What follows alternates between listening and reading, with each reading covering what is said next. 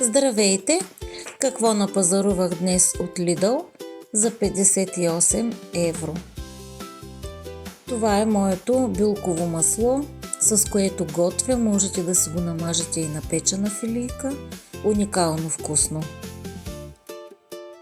Това са зеленчуци с билково масло, готови за задушаване. Можете да си ги направите във фраера. Ето как изглеждат, готови.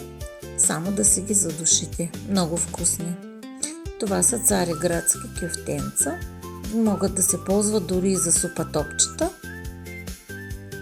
Това е много хубав грах, зелен, млад, крехък. На мен много ми харесва. Панирани калмари, един пакет. Това е салата микс триколоре. На мен ми харесва. Едно краве масло. Пакетче извара 9%, също е много вкусна. 2 шоколадови яйца за децата. Това е крема сирене, много е вкусно.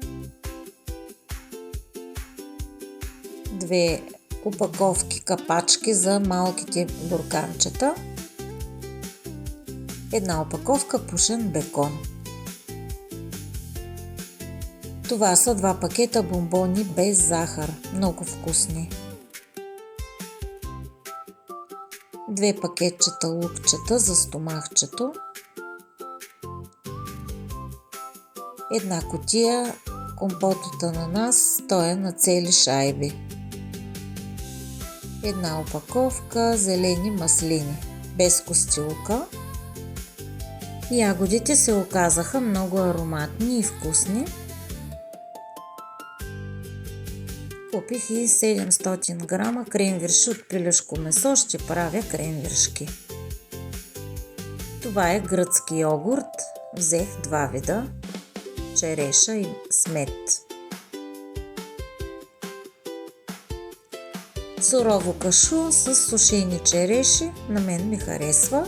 И това е сушено манго, което се оказа наистина много вкусно, ще си купя пак.